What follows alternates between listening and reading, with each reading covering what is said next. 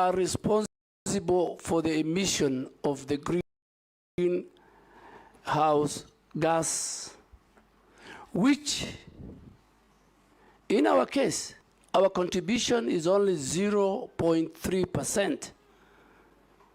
While we only contribute 0.3%, on the flip side, we're the biggest victims, we're the vulnerables. So these companies, whether they're in the oil exploration, whether they're in the airline industry, they pollute the outer atmosphere. And they get involved in carbon trading and carbon market. Carbon market is just where you provide a mechanism, an infrastructure where both the private and the public sector engage in that. So to the question of Honorable Deputy Speaker, that amendment that this House did created a very robust legislation where the role of the community, particularly in land carbon projects. And I'll give an example in the northern Kenya, the so-called Northern Rangeland Trust. Before communities were evicted from those lands, before this law, there was cultural disruption by these project proponents. Before this law, because there was a lacuna, there was no even register for the carbon markets. Today I want to report that the law this House has passed gives communities 40% of whatever carbon markets resources are received from the developed world. Today, NEMA as an organization is a custodian of the register. A company cannot just come into our country and go to our forested areas, can go to our rangelands and enter into an agreement with the project implementers. The community has a role, the community has a percentage, and even in that same amendment law, that today in our country, if you commit certain crimes, even money laundering in carbon credit business, falsification, not involving the communities, then you need to have to play. So I want to assure, if this committee approves me, that my mantra will be public participation, public consultation, at the community level. Communities will have a role. On the second most important element is the restoration program that has been started by the President of the Republic of Kenya in December, where we said we must restore our rangelands, where we are going to plant 15 billion trees, restore also our forest, because currently our forest cover is 12.13%. And we anticipate that by 2032, we must reach 30%, from 12.1 to 30% forest cover. Tree cover. Our forest cover, as of now, is about 8.83%. So, Mr. Speaker, a number of strategies has been put in place so far to give the status. So far, we have done 400 million trees out of the 15 billion. That is not a very good indicator. I think we're not doing very well. And I want to do a number of things if this committee approves me. Number one, and it has happened in other countries like Ethiopia, it can be a trickle down. The restoration program, the planting of trees, must be a bottom-up approach. The communities must own it. It must be citizen-driven. And we must mix it with a situation where 10 to 15% of the trees we are going to plant must be fruit trees, that communities see the value, that as you plant trees, they also plant mango, they plant many, many other fruit trees that will entice our communities at the rural sections of our society. Two, this program requires serious resource mobilization. So there will be a resource mobilization both by government, by donors, by the private sector. Thirdly, and most important, we must preserve the current forest that we have. We need to do 11 million kilometers of fence of all the forests that we have in our country. Thirdly, the private sector must be given a space. Private sector, where the corporates have a role in all their strategic partners, whether it's Safaricom, whether it's the banks, that every section of our degraded forest area, a certain private sector person is given to, and they can use it even to rebrand it and even own it. So, Mr. Speaker, communities play a very big role, and I am sure right now as we speak, 4 ministries are leading: the Ministry of Interior, the Ministry of Defense, the Ministry of Environment. There are 3 ministries which are at the bottom, including the Ministry of Agriculture. If this committee approves me, Mr. Speaker and honorable committee members, I think this is a game changer. On the flip side of it, Mr. Speaker, that again will be linked to the carbon credit. A lot of resources will come to our country, because the more we restore our forest, the more we'll play a role in the reduction of the emissions, the greenhouse emissions. So on one side, it's good for our country. We will increase our forest cover. It's in the Constitution. And Mr. Speaker, let me say it. In our preamble, Article 4 of our preamble talks about the environment. We must preserve our environment. It's our heritage. So it is, it's not even an article of the Constitution. It is in the 4th preamble of our Constitution. Thank you, Mr. Speaker. Thank you. In the next questions, Honorable Duale tried to hit pointed answers. That was a good introduction to what is actually the epicenter of your ministry. I'll now ask the Majority Leader. Thank you, Honorable Speaker. Maybe just to start with a clarification, Honorable Duale, you said you work with corporates to restore degraded forest and own it. I hope you said you don't mean to transfer ownership to the corporates. I hope it's to own the work. And they can use it for branding. Thank you. I don't want to repeat what you've said, because you've, as the Speaker said, you've really taken care of the carbon credits issue. But even as you do that work, Honorable Duale, you know, we have very many petitions in Parliament on degazetted forests and forests that are grabbed.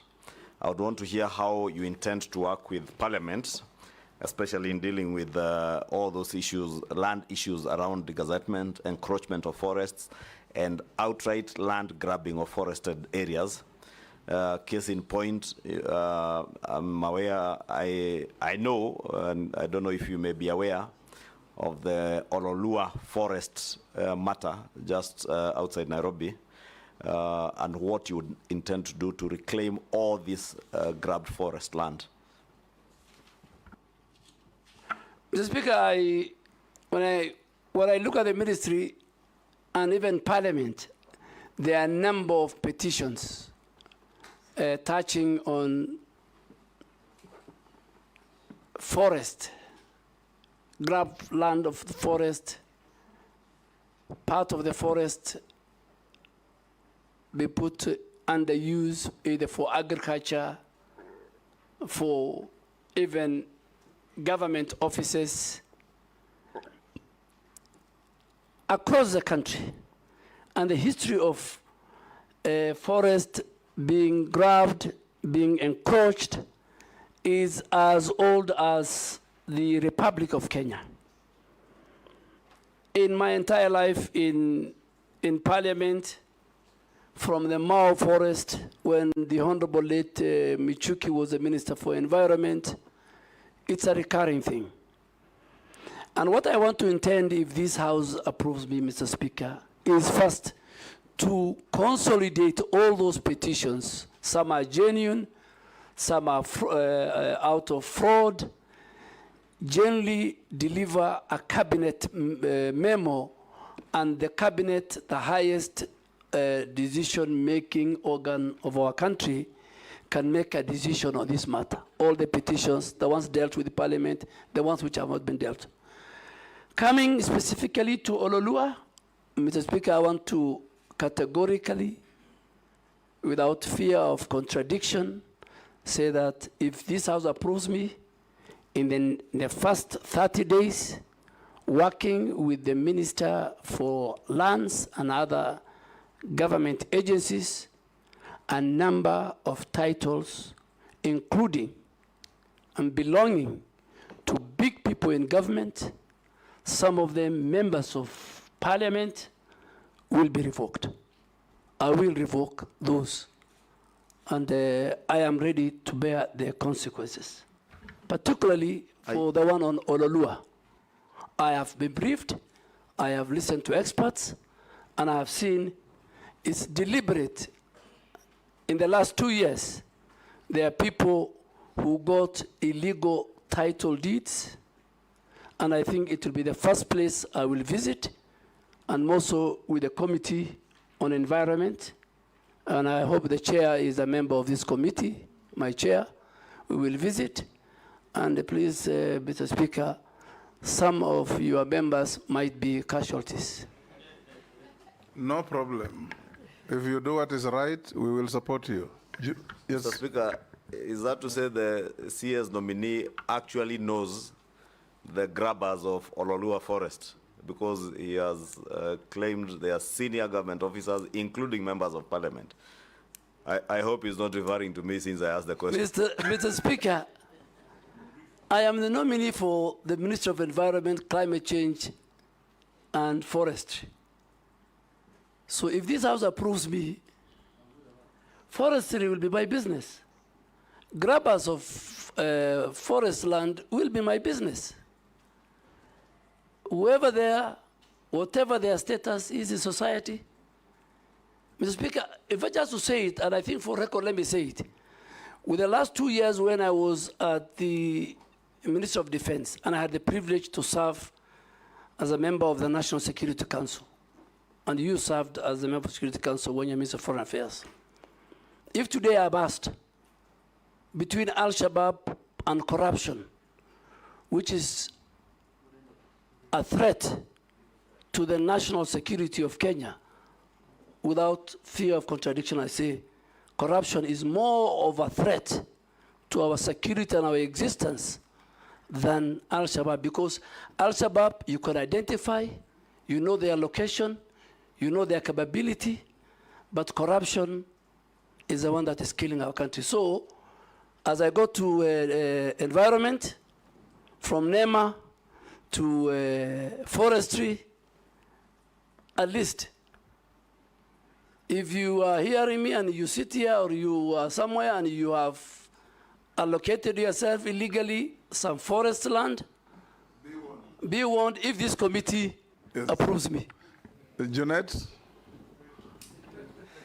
Thank you, Mr. Speaker. Mr. Speaker, I have 2 questions for the nominee. One is, first, it is one of which is on him, one of the nominees that have come here, Mr. Speaker, and he said, if you approve me, I am carrying an axe on with my hand. I'm going to deal with people. This is very good, because many people fear to give their position. But having said that, Mr. Speaker, what do you think? One issue. What does he think is one issue, environmental issue of high consequence that the country should focus on? That you think, as a country, we should focus on this one environmental issue. Secondly, the government pronounced and said that they want to plant 15 billion trees by 2032. Is that achievable in your view? What do you think? What will be the criteria of achieving that? And lastly, you see, Mr. Speaker, we are now in a public forum. The public is listening to us. And the nominee, whom I know very well, who was our majority leader for many years, whom we found in Parliament, is somebody who does not mince his words, somebody who speaks his mind. He said that there are people who have grabbed land, especially Olua Forest, and they are public people. There are some of them in high government offices and others even in Parliament. Could he share with us who those people could be, so that we also know that maybe where we are sleeping is maybe not a forest? Maybe some of us are living inside a forest, Mr. Speaker, so we can start packing before he's approved. Mr. Speaker, Honorable Junet has asked me 3 questions. The first question was, what is this one thing that is serious and a threat to our environment? Mr. Speaker, as I said earlier, environment, the place of environment is in our preamble of the Constitution. Environment has been cited in Article 42 of the Constitution, that every Kenyan has a right to secure and clean environment. Article 69 of the Constitution talks about citizen rights on environmental issues. And even Article 70, Mr. Speaker, it is very explicit that if the state or any other actors violate the environmental rights of citizens, it says they can go to a court of law. So public participation, stakeholder engagement, citizens' right is very key to environment. But with these rights to the environment comes with responsibility. All of us have a responsibility to protect and preserve our heritage, which is our environment. Three critical things, Honorable Junet, that we are facing as a country. We are facing pollution, very serious, both air and water. We have serious pollution. I am sure some of the members and the citizens listening to me, our air is polluted by industries, by noise pollution. Then you come to our rivers. Our rivers, our oceans are polluted.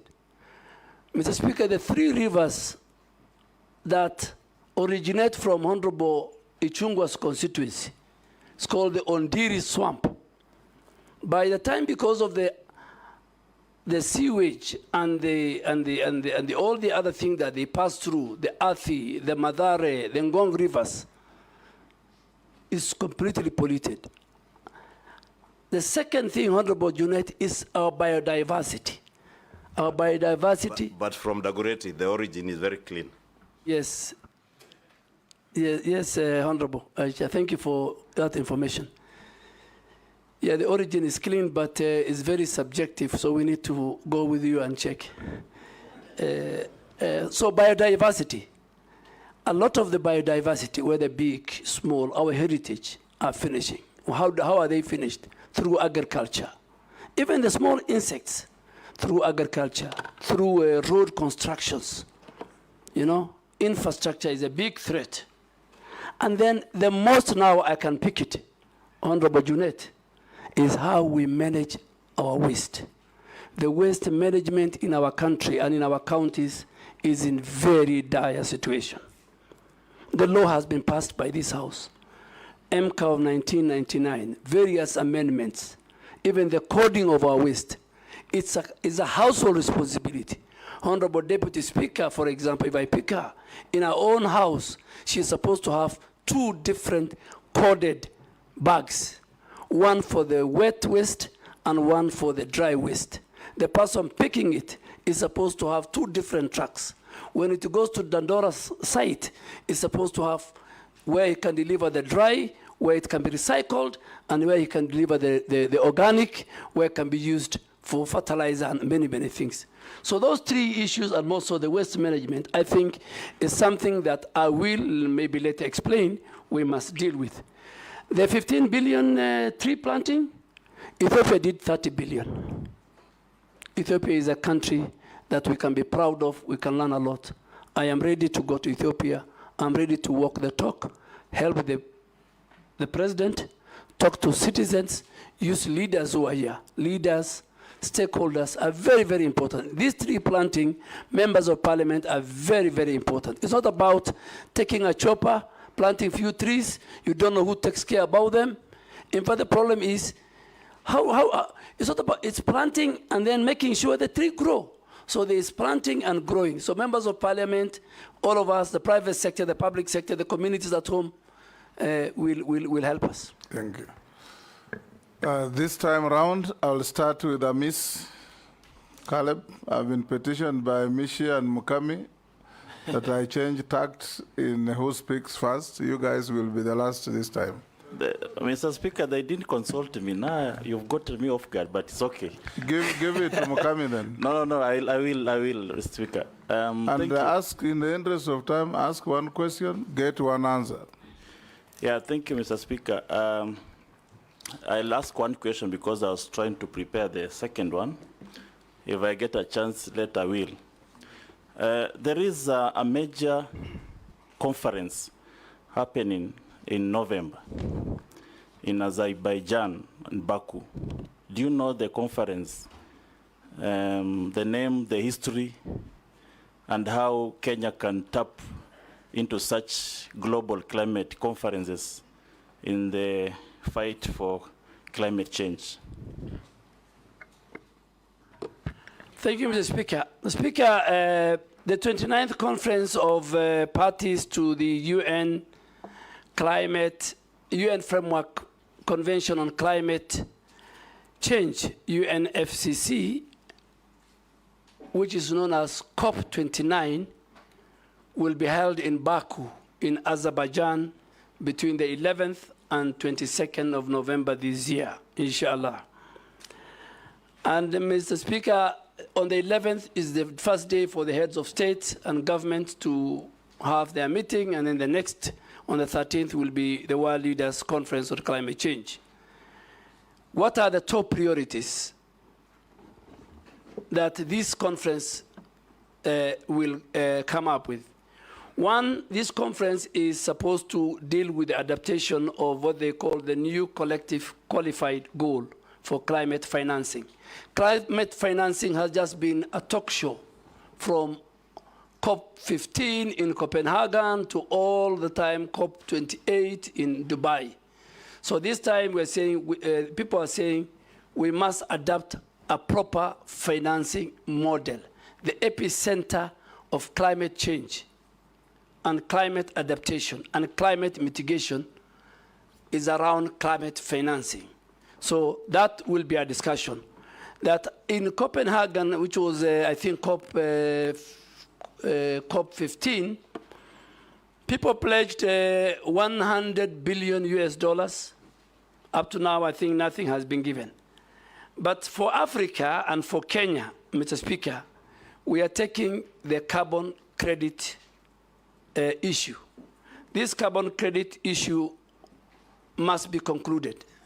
And again, thirdly, the finalization of the operationalization of Article 6 of the Paris Agreement, which defines carbon market, is what I think Kenya, led by President Ruto, and all of us, and Africa, we will take it to the table that let us not have a talk show. The UN meetings must come with clear, achievable, clear, deliverable for fighting climate mitigation and climate adaptation. Mukami? Speaker, with your permission, kindly, I request to finish the other question with your kind permission. Thank you, because I had to, but it's a privilege of being the first. Thank you, Speaker. I just want to know where the nominee came from, the Ministry of Defense. because I happen to have served in the Committee of Defense and interacted with the ministry a lot.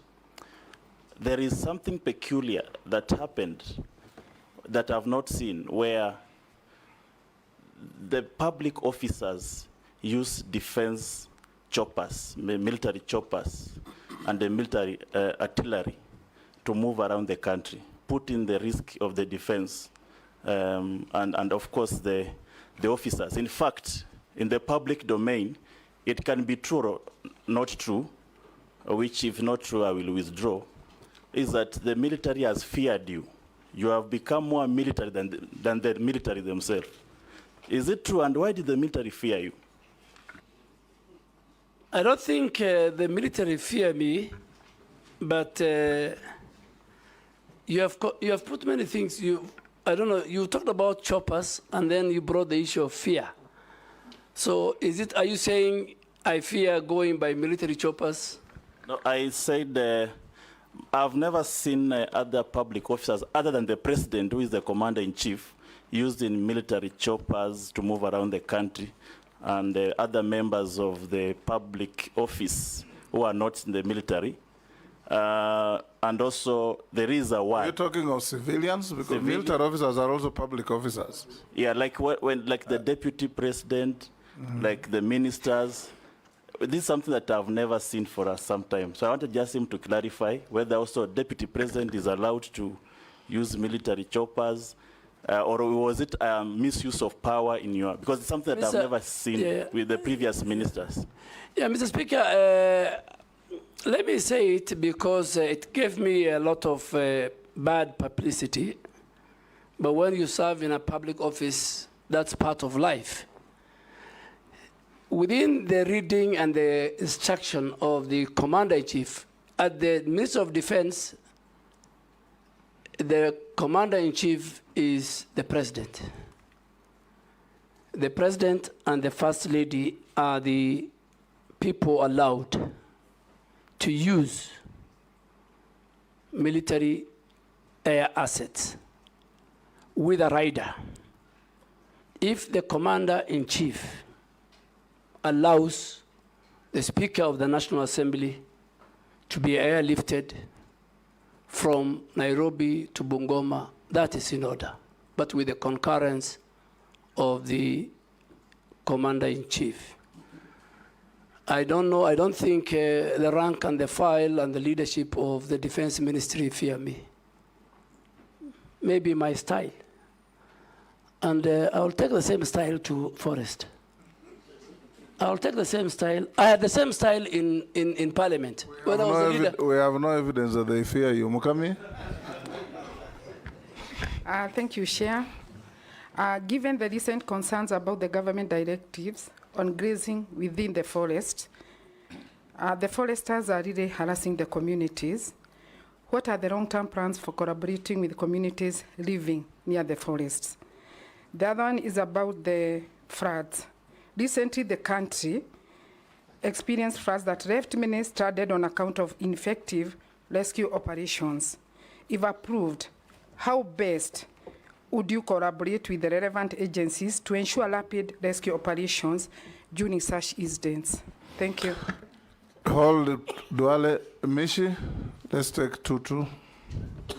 Thank you, Honorable Chairman. Honorable Chairman, before I raise my questions, I just want to ask the nominee just to clear some airs for the benefit of the public, because when His Excellency the President pronounced the list of the nominee, he was given the defense docket. But when the list came to the Parliament, he was under the environment, climate and forestry docket. So Kenyans are asking, is it maybe the President was doubting his ability and leadership capacity, or what was the reason? I just want him maybe to clear the murmurs by the public. My questions. My first question, in accordance with the fourth schedule. Ask one, Mishi, so ask only another. Yeah, in accordance with the fourth schedule of the Constitution, environmental conservation is a function of both the national and the county government. How are you going to ensure collaboration between those two government, that is the national and the county government, so that you also avoid duplication of programs in terms of the same function. The last one, maybe it is how are you going to improve and maybe safeguard those Kenyans who are living or are located near the refinery and chemical plants, because there's a lot of pollution. Thank you. Yes, nominee. Chair, let me start with the Honorable Mishi. Even after this, in the event this committee approves me, and before even I'm appointed, the President has a prerogative right to assign me even another ministry. So he might even take me from environment to somewhere else, if this committee approves me. So Honorable Mishi, that is the powers of the President. After all of us are approved, in 1 week he can reshuffle, and maybe he might even take me back to defense, or foreign affairs, or even gender, or even youth affairs and sports. And I am ready, or education. I am ready to serve in any capacity that the President finds it, deems it right. The second one, I think, is a very good question. Environmental matters is devolved under the 4th schedule. And at the county level, we have a very good relationship. We have got the county environmental committees appointed by the governors. The chair, on behalf of the governor, is the CEC for environment. The secretary is our county director of NEMA. And that's how they work together with all the other multi-agency team. But soon, if this committee appoints me, we are trying to create now, and we hope if this committee appoints me, we are going to sign a more intergovernmental environmental framework between the Ministry of Environment, Climate Change and Forestry and the Council of Governors, where I will sign and the chair of the Council of Governors will sign. On grazing, Honorable Nyokapi, this is a very, very complex issue. Honorable Mukami. Mukami, my very good friend, the women rep of Nyeri County. Under the Forestry Act, we have created a very robust, because we cannot conserve, we cannot restore, we cannot manage our forest and our wetlands without the involvement of the communities and the citizens who live around those forests. So this House, in its wisdom in lawmaking, they created something called Community Forest Association. And these community forest associations are the ones who are supposed to guide at what part of the forest do people graze? How far do they graze? Do they graze where we have doing regeneration of the forest? So what are we doing to make sure that we don't have a conflict? And Mr. Speaker, in some of the forests, unfortunately, powerful people in government, in the private sector, who own thousands of livestock, graze in those forests. I'm sorry to say that. But if this House approves me and I become the minister, I want to do some key long-term plans. One, just to have to review the whole grazing management plans, how we can regulate the authorized grazing in our forest ecosystem, how we can fence off areas where we feel are very sensitive in the forest, that we don't allow our animals or our farmers to farm. And lastly, I think the forest community management regulation of 2016 has not been operationalized, and I'm going to operationalize with the approval of this House, because that will give them the rights. The Speaker, the second question of Honorable Mukami, I didn't get it. If you can repeat it. Oh, yeah, it was about the floods. Yes. Mr. Speaker, climate change today is the biggest threat to humanity. I mean, you can see what's happening in India and Ethiopia in the last 1 week. Thousands of people have died because of the mudslide. You have seen the wildfires in California. You have seen the hurricanes, what they're doing, kind of destruction. And coming back home, the last 2 years, we had a severe drought that killed many livestock, affected our farmers, affected food security, destroyed, and then next after the drought, we had the floods, which again affected livelihoods, destroyed our infrastructure, roads, and farms, and livestock was swept away.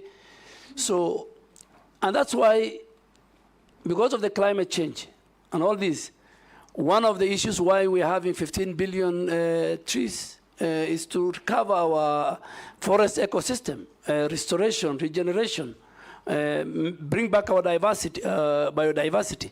So, Mr. Speaker, I think I have tried to answer the questions of... Honorable Chairman, point of order. Yes. Part of my question was not answered. Chairman, I was asking this question: how do we improve the health of communities which are living near a polluted site? I'm asking this because in my constituency, there is a plant built by Titanium Base who are doing some mining in Kwale, and there's no mitigation which has been done, and it's a residential area. That is why I was asking that question specifically. Yeah. Thank you, Mr. Speaker. I forgot to answer that question. Let me answer it. It's not only in Likoni, Mr. Speaker, we have a serious problem between how county governments enforce their physical planning and zoning of areas and the role of environmental institutions in making sure that zoning is respected. Mr. Speaker, even here in Nairobi, you'll find county governments with no regard to the law, to the Physical Planning Act, allowing industry and factories to be established in residential areas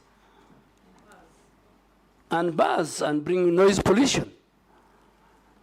The same, you cannot have a refinery next to a residential area. The laws, the environmental laws, the Physical Planning Act, the Land Use Act, all those don't allow it. So, Mheshimiwa Mishi, this is because of corruption. And Mr. Speaker, that's why you see even skyscrapers are appearing next to each other, buildings which has no ventilation, they have no air, there's no sand, particularly in this cold weather of July. Your children will live in an apartment, they will never see the sun, they'll never get the fresh air. So all this, Mr. Speaker, if I am confirmed, I want to assure this House, and governors must listen to me, and we are going to do an audit. NEMA is going to do an audit of all factories and industries which are established in residential areas, and we will revoke their licenses. There must be order. There must be respect for environment as we build our country. Sharia, you'll pass. Razo. Thank you very much, Honorable Chairman. Honorable Duale, you are the immediate former Cabinet Secretary for Defense. And defense in our country is a celebrated institution. As you move to environment, if the House confirms your nomination, what are some of the good things that you have seen in defense that you are likely to carry over? Secondly, is the issue of environment. I want to say without benefit of doubt, if the members of parliament are not used in planting trees, in conserving the environment, then that thing is bound to fail, and it will fail seriously. In northern Kenya, Kenya, currently, the Northern Rangeland Trust, NGOs, are the ones that are being used for conservation, environmental support programs. But at the same time, we have left out KWS and forestry, which is a very serious omission. Going forward, maybe tell us what plans you may have so that institutions of government are not killed silently by non-governmental actors. Thank you, Honorable Speaker. Thank you, Speaker. The nominee, Honorable Duale, karibu bunge tena. My question is that Kenya hosts one of the United Nations Environmental Office and Program in Nairobi at Gigiri. And the people of Kenya, especially at the grassroots level, I doubt whether they can fill this office. And it's a UN office. If approved by this August House, can you tell us how will you leverage on that status and how will Kenyans fill this office and make a difference in our nation for the betterment of our environment? Thank you. Nominee. Thank you, Mr. Speaker and honorable members. What do I carry from defense? Of course, I'll not carry the guns, I'll not carry the arsenal and everything, but from a human resource part, I'll carry the discipline that I have learned in defense. I'll carry the order and implementation of task done very fast. I will carry the patriotism they have to the country, and I will carry the respect that they give to each other within the rank and the file, and the teamwork that we had at the defense. Those are things. Secondly, I think on the conservancy, Northern Trust, I think, is one of the biggest. There are many conservancies. Most of them, Mr. Speaker, they're not under my ministry, they're under the Ministry of Wildlife. They have airstrips. But I think working with the other ministries and working with the leaders, working with the stakeholders, even working with some of our security agents, we need to have a conversation on how these conservancies, and particularly members of parliament from the Asal region, on how these conservancies are run, how they are managed, what is the benefit to the communities, how will they behave when there is a conflict, particularly during the drought. Our animals, the animals of the people in the Asal, when there is a lack of water and pasture, they enter. Honorable Asuda will agree with me in Samburu, there's a lot of conflict. So I think we need to have a more bigger conversation. We need to discuss about the carbon market, how much they're getting, the Northern Trust Fund, vis-a-vis, are they implementing the 40% that the law and the regulations give to the people? Honorable Mule, we are a very privileged country. We are a very privileged because we host UNEP and UN Habitat. These are the only UN agencies in the global south. So it's a big privilege and honor for our country. And in fact, that's why in some quarters, Nairobi is called the environmental capital of the world. And it's the only UN body. And this is where you have the expertise, the knowledge, the pool of experts, the top world experts on environment are based in Nairobi. They advise governments very, very far away from Nairobi. As Kenyans, as a minister for nominee for environment, I want to assure you that that proximity we have to this institution, it must work in our favor. We must use the skilled labor. We must use the experts that we have. We must use the data they have to build our own environmental data.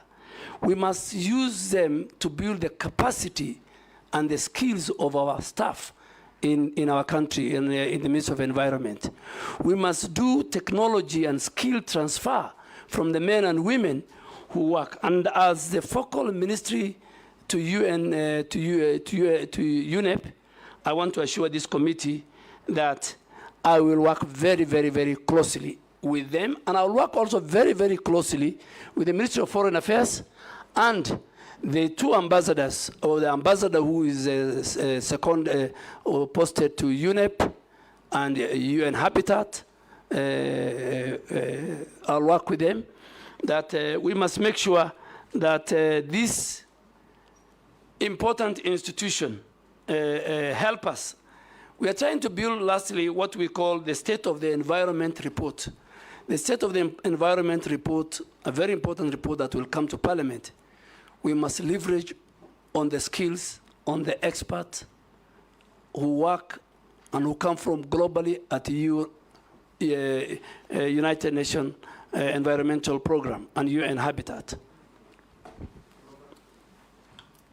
Thank you, Mr. Speaker.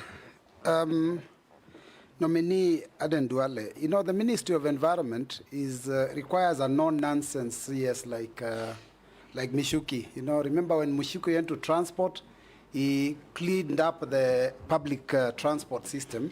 And when he went to environment, he actually cleaned up Nairobi River. You could even drink the water then. But after he left, he just went back to the bad old days. Now, for us to be able to gauge your suitability, it is important that we make reference to the position that you have held, which we are aware of. And so I have two questions based on your suitability, based on your experience, your past experience. First one is corruption in the recruitment of military officers. You have been in the docket of defense, and from yesterday there was a lot of discussion about how much Kenyans have to pay so that their sons or daughters are recruited into the military. What did you do about these menace when you are CS for defense? And secondly, in the recent demos, when Kenyans were exercising their constitutional rights under Article 37, the military was deployed to Kenyan streets via Gazette Notice 7861, signed by you on 25th of June, 2024. Now, unlike police that use tear gas, canisters, batons, rubber bullets, water cannons, the military is known for live bullets, grenades, assault rifles, cars and bombs. Now, what was the intention behind sending the military to the streets? Was there a plan to kill monsters? Mr. Speaker, I'm not John Michuki, but I will be like John Michuki. I can assure the member that I'll try my best. Nairobi River Commission used to be under the Ministry of Environment. Now it's not under me. It's under the Deputy President. But we need to deal with the Nairobi River Commission. The pollution that is going on in Nairobi River Commission, Nairobi rivers, because of the dysfunctional sewage system, which needs to be upgraded. The dumping sites of Nairobi County, all of them, including Dandora, are on Nairobi and Nairobi rivers. So the governor of Nairobi, at some stage, and I hope he will listen to me if I'm appointed, he has to look for other dumping sites outside the Nairobi River Causeway, Rivers Causeway. So coming to military recruitment, I agree with you, it's a systemic issue. And I was watching yesterday, the speaker said, the president himself is concerned. But we have agreed before I left the Ministry of Defense that going forward, before the next recruitment, we must sit, we must have a conversation.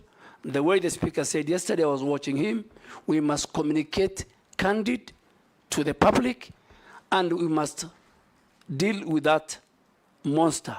It cannot be a situation where few people are taken to court-martialed. Kenyans, in their mind, are saying, for you to join the military, and based on the national security sections, it's supposed to be the face of Kenya. Kenyans, for them to join the military, they must pay between 400 to 500,000. I think that is unacceptable. If more, that's unacceptable, and it's part of the corruption that I was telling you, which is I think all of us together, the citizens themselves, the anti-corruption agencies, all of us together, we must face on. Why did I deploy KDF? I did not deploy KDF. The framers of the Constitution put Article 241, 3B, and 3C in the Constitution. So Kenya Defense Forces are in the streets. They're in Olua Forest fighting Al-Shabaab. They're in North Rift making sure that we deal with the banditry. They were in Westgate during the terror attack. They were in Garissa University during the terror attack where we lost many people. So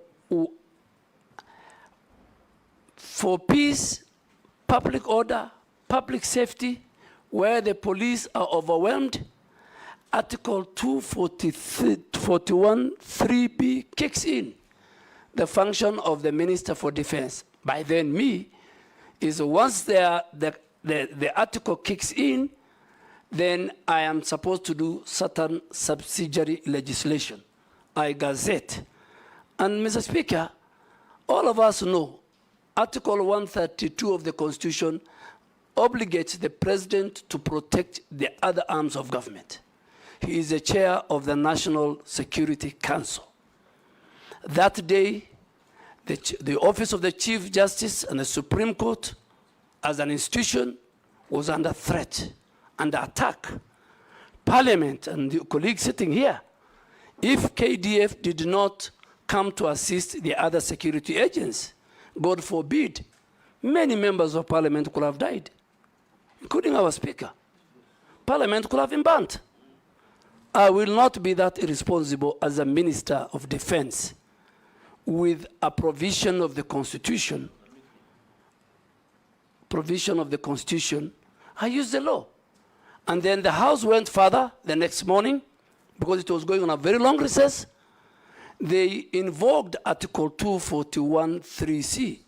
But when LSK went to court, Justice Mugambe, I don't want to discuss more because the matter is still in court, gave orders that I should give and gazette and do a new gazette on the terms of engagement, on how many places, and I said in the 47 places. Ours was to protect key institutions. Parliament is a symbol of democracy and governance. It is the home of the people's representatives. Mr. Speaker, in all my life in Parliament, people used to come and present petitions. And any member of Parliament who's outside, near the gate, used to receive and take it to the office of the clerk or the office of the Speaker. I have never seen where people want to come and ban Parliament. So I think I want to thank the framers of the Constitution. I participated, the Speaker participated, many other members participated. I think it's today and that day, 25th of June, I realize how important Article 241, 3B and C is. Owen. Thank you, Honorable Speaker. I would like to ask a question to the nominee, Honorable Duale. Just one question, that this country envisages to have a nuclear plant in a place called Uyombo in Kilifi County. Without due regard to the environmental issues in question, like the delicate ecosystem, the people, and the environment, Honorable Duale, going forward, if you are given this opportunity, how do you intend to treat this threat to the people of Uyombo in terms of nuclear plant in their radioactivity materials and nuclear waste and the hazards that come with nuclear installations? Just that my question. Thank you. Thank you, Honorable Owen Bayer. I think it's the same thing I was saying. How did the county government of Kilifi give land? So I want to assure you and this House and the people of Kilifi, if I am confirmed, it will be the first thing I'm going to do, go to that site, make sure all the environmental impact assessments are done, The people have participated, their views collected. And Mr. Speaker, environment is very key. I said Article 70 of the Constitution says if a citizen feels that his rights have been curtailed in an environmental matter, it says go to the court. Public participation is very important. I will be the first person. I won't wait for you to send, if I'm approved, to summon me to Parliament on Wednesday morning. I'll do it will be on my table. I'll deal with it. Murugara? Thank you, Mr. Speaker. Honorable Duale, there is a very bad scenario that is faced countrywide, especially as regards our riverine areas and the rivers themselves emanating from Mount Kenya, Aberdares, whereby almost a half the year now, they are drying up. We are told the reasons is environmental degradation, but also climate change is blamed. As human beings, we cannot sit pretty. We must have policies in place to ensure that these rivers do not disappear forever. What policies are you likely to put in place to ensure that we recover these rivers, which are actually the bottom line of our livelihoods? Thank you, Honorable Murugara. Ferdinand? Let's take two. Thank you so much, Mr. Duale. If you are actually confirmed by this committee, first of all, I want to thank you, and I will tell you that I think that I've witnessed extensive planting of efforts by the ministry in which you have been assigned. Now, to ensure that we retain that, I just want to ask you if it's possible. Instead of actually interfering with the planting, what have you, in agriculture areas, is it possible, are you able to agree with me that you can now plant trees along the roads? I say this because I went to Denmark and I was surprised. The roads are all covered because we have got 6 meters from the center. And that is an area that I think we can plant trees in all these areas. Secondly, and lastly, I come from slopes of Mount Elgon. I can tell you, when I was growing up, that area, forest was very thick. And it was actually an attraction of the rains. Today, it's being cleared. So what are you going to do if you get this opportunity as a Minister for Environment? What do you want to do to save Mount Elgon? And of course, I don't know about Mount Kenya and other places. Mount Elgon, where I saw thick forests being cleared now. What are you going to do? Amini? Honorable Speaker, let me start with Honorable Murugara. Yes, even at the downstream of where I come from, Garissa, Tana River, you'll find the water level of Tana River, getting it from Aberdares, Mount Kenya, and all that, is reducing. And I agree with you. It's all about environmental degradation. And that's why these 15 billion trees will help us to restore, to regenerate our forests. Forests play a very key role in making sure that our rivers have enough water, they are safe, they're sound. But there's another element where people have put big farms, flower farms, upstream, and use the water. So the water, in fact, is reduced because of human activity, the agriculture. And I think that should be another conversation that we will need to have. Honorable Wanyonyi, yes, roads is part of the, in these 15 billion trees. We have talked to the Ministry of Transport and the Ministry of Roads that going forward, construction of roads, mainly even in the highways, the contractor is obligated to plant trees and nurture them until they grow as part of the contract. You have seen and you have gone in many of the Western world during mainly summer. You think you are driving in a highway, but both sides of the road is forested. This can be done, and we have agreed with the president and other stakeholders, even before I came to environment, that should be one. And the contractors, it becomes part of their contract. Even now, we can still tell the contractors who are maintaining the roads, now we have a maintenance aspect, so that they can do it. Mount Elgon is part of why we should increase from 12.3% to 30% by 20. In all our wetlands, we have 11,000 wetlands. We have 8.8 forest cover. For us to increase, I think we will pick on Mount Elgon, and all the areas which have been degraded, we will start do the restoration and afforestation programs under the 15 billion presidential program. Daud. Thank you, Mr. Speaker.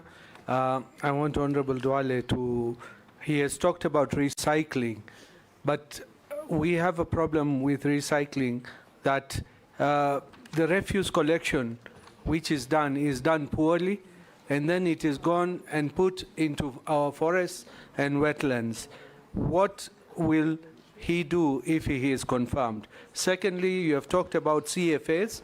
There are agreements of CFAs, Community Forest Associations, whereby my predecessor, long time back, Honorable David Muiraria, the late, he had introduced the Shamba system, where people could go and take care of the trees in the forest, as well as do shambas, plant and take care. Because there is a problem in our forests, nominee, because there is lantana shrub. I don't know if you have heard of lantana. And that shrub, you cannot remove it. It's so expensive to remove. And the forest associations do remove it when they are planting. And I believe the Ministry of Forestry cannot remove it because the funds are not available. What would you think about that? You talked about noise pollution. That's the last one, Mr. Speaker. You talked about noise pollution, and NEMA is in charge. But Honorable Duale, you know, NEMA, it's like as if it does not have teeth. Because there is noise pollution from bars, from nightclubs, from religious institutions as well. And it's a menace. So how will you handle it if NEMA do not handle it? Thank you. Mary Massey.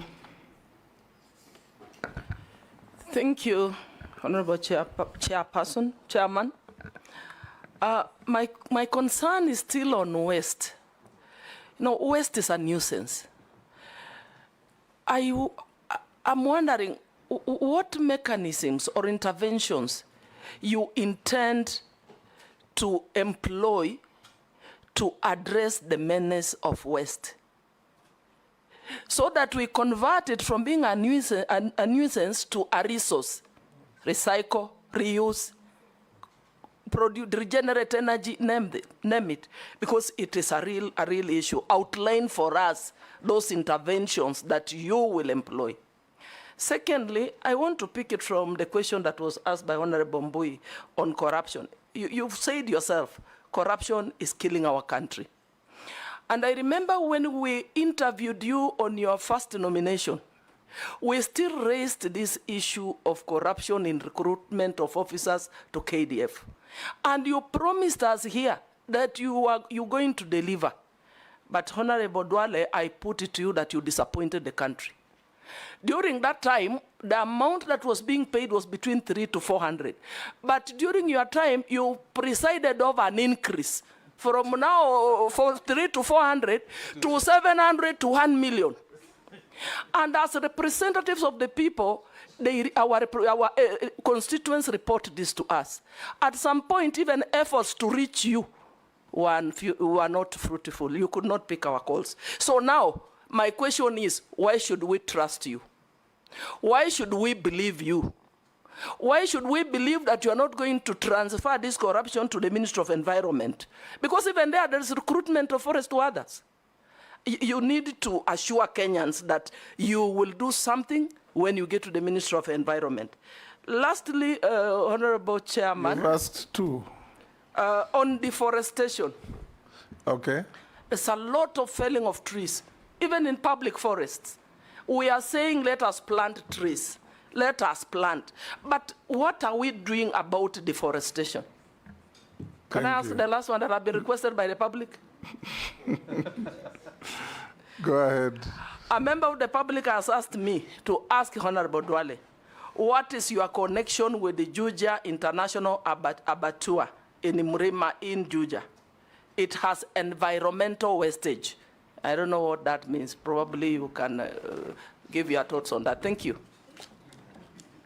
Let me start with something Mrima Juja. Maybe the people who I sell my fattened bulls take to many slaughterhouse. If they buy and take it to our slaughterhouse, that is the only relationship I have. I don't own slaughterhouse. I sell to Farmers Choice. I sell to Kenya Meat Commission. I'm a very serious livestock keeper. And I do what we call feedlot. So ask that person, maybe he's looking for another Duale. Let me answer about recruitment. I refuse to pick your call and many other people's calls because of corruption. It's because of the corruption. You wanted me to employ for you people. And many members of parliament will agree with me when even they send me text. I said, please go to the nearest sub-county recruitment center. So I'm very sorry, Honorable Mercy, if I didn't pick your call, I was scared you'll ask me to recruit somebody for you. And that is the level of how I abhor corruption. 2, I think when I went, is the only recruitment that I did under my leadership. The only one. And the speaker said it's a systemic. Systemic. It was Okay, inform him. But Speaker, I must agree if I want to be informed. Okay, point of order. I remember the standing orders. I know. Point of order, Speaker. Let's hear her. My call, Honorable Speaker, I was calling the Honorable CS to seek clarification with respect to the concerns that were raised by my constituents, that those who were successful and had reported to the training camp were being chased away over flimsy reasons. And I think I can quote, one of my constituents was told that his testicles are not equal. That is why he's being dismissed or returned from the training camp. So I wanted to seek clarification from the CS to tell me what are the guidelines for one to be recruited. Somebody who is successful, he has already reported and is being chased away. I wanted it to secure that slot so that my constituents do not lose it as a representative of the people of Teso South. Speaker. Oh, yes, what's your point of Honestly, order? Okay, Mary. It was very sad indeed. And my constituent lost that slot because I could not get the CS to clarify. We hear you.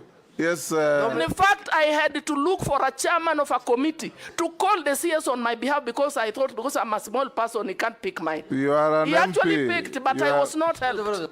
I was not helped. I am speaking on behalf of the people of Teso South. Good.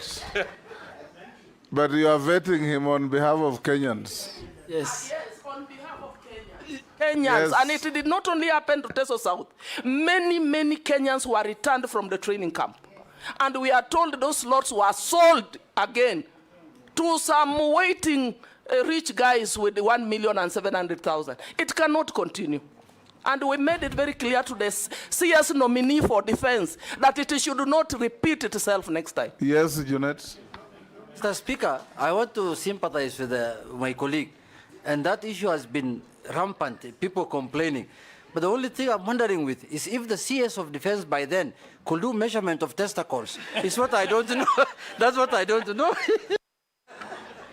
Mr. Speaker, let me, because it's a, Mr. Speaker, let me make it very clear that the grounds given for the rejection of that recruit from Teso South is valid.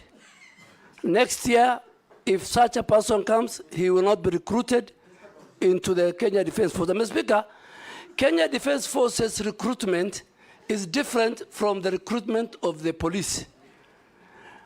When people go are recruited at the sub-counties and they come, a very serious medical checks takes place.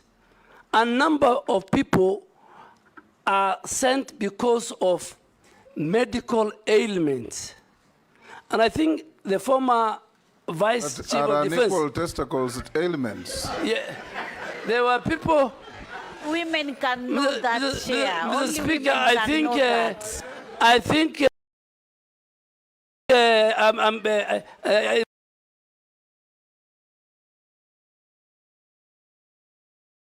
if you allow me to finish, there are many.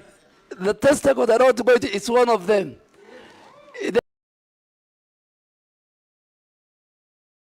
They measure. Finish before the point of order. Mr. Speaker, there are many colleagues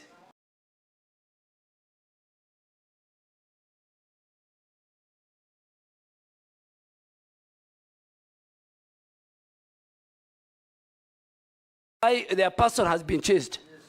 A measurement this, certain criteria. There are many. And those who leave, they are not replaced. And I think let us not discuss, with your permission, the Kenya Defence Forces in a very negative. They have a special place in that. But the chairman of defense can call the generals in camera, and you are now talking about testicles. They will tell you something about even the teeth. They will tell you many things. And some of these things is because when you go, the training of the Kenya Defence Forces is so vigorous that you don't risk to take somebody who will die in the course of the training. So don't compare it with how the police are trained. Don't compare it with how the Kenya prisoners are trained.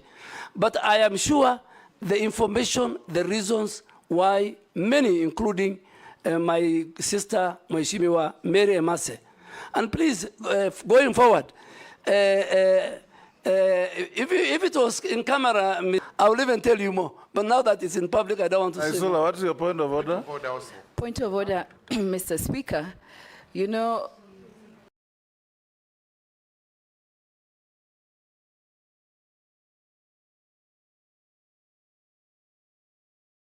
the issue raised by Honorable Emase is something that is out there in the public. I could understand maybe someone has squinted eyes because of shooting, because of running.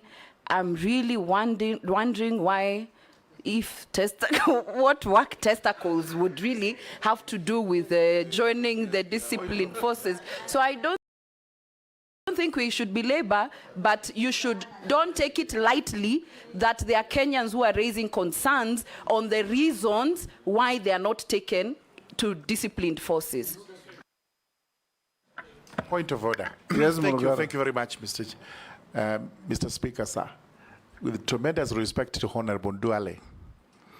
And let the Army hear this. It's very important. We know the historical background of the set pieces that were given in the Army recruitment, including teeth. It is there to bite bullets at a certain point in time in history. Today, they do not bite bullets. That's why you hear that saying, you will have to bite the bullet, because the Indians were refusing to do it. So you had to have teeth so that you could bite the bullet. We required tall people so that they would see enemies from a distance. Today, you don't have to do that. Because if that was the case, the Chinese and the Japanese would have a challenge. Eventually, such things became disqualified. I think the whole revised so that we do not have human rights abuses.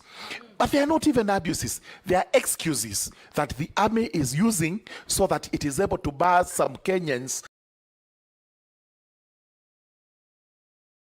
from joining the forces, and as we are saying, so that other people can actually get the slots. So surely the Army must open up on this. Point. Thank you. Let's not escalate this. Okay. For avoidance of doubt, also have a child who was sent away for exactly the same reasons as Mary.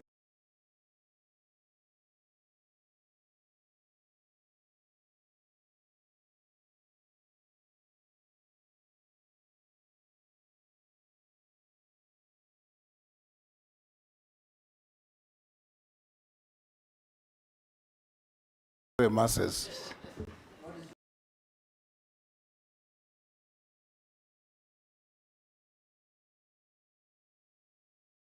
Your Excellency, I think just to give the way forward. Not my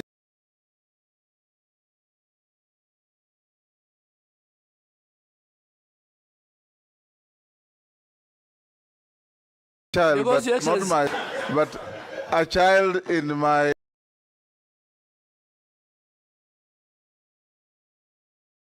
answer the question, Yes. and we move to some.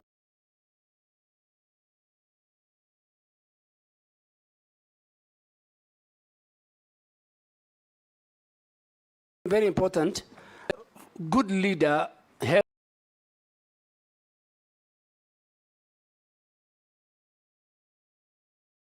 can call him to Akamkunji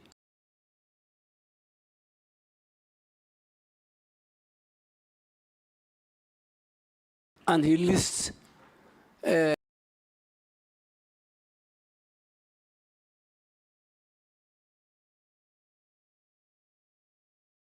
to the media, and they should sensitize the public, and I think is a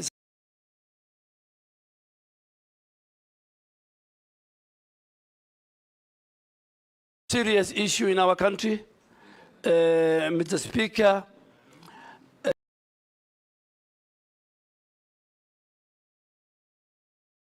not enforced. First place, Mr. Speaker, is a devolved function.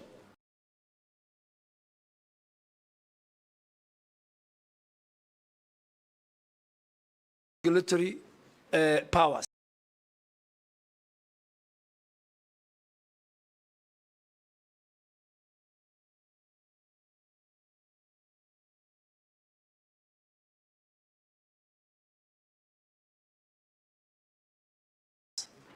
But waste management will be something, if I'm approved, that I will take it. The air is polluted, the water responsibility. There must be designated being.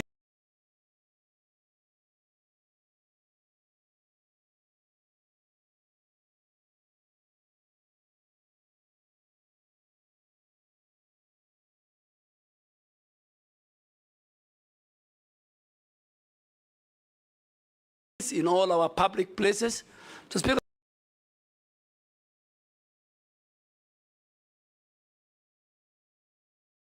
if you approve me, is that even public transport must have a bin.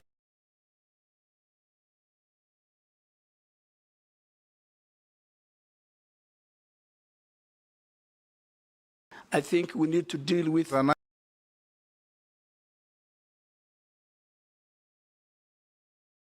nightmare. A nightmare. Number two, I think the Shamba system, the community.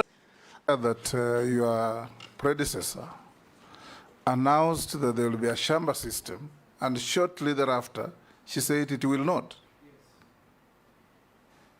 That I think, I don't want to indict Do you recall that? Yes, I recall. Yes. But Shamba system or grazing or farming in forest by communities around. And